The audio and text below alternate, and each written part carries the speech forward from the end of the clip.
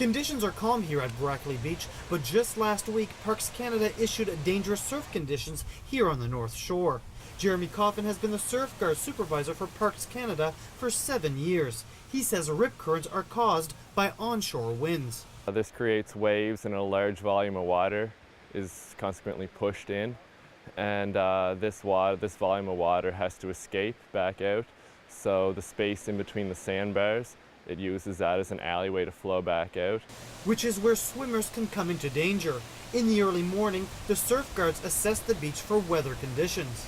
The wind direction and the wave height and the strength of the rip currents, and then we put out our advisories. Jason Pirog is from Ontario. For over a decade, he and his family have been vacationing on Prince Edward Island, and he's well aware of the rip currents, but says they're here to have a good time.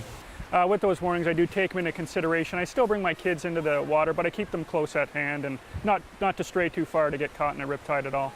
Prince Edward Island National Park monitors surf conditions at 7 supervised beaches during its operating season. Outside of the supervised hours, beaches are unsupervised and visitors swim at their own risk.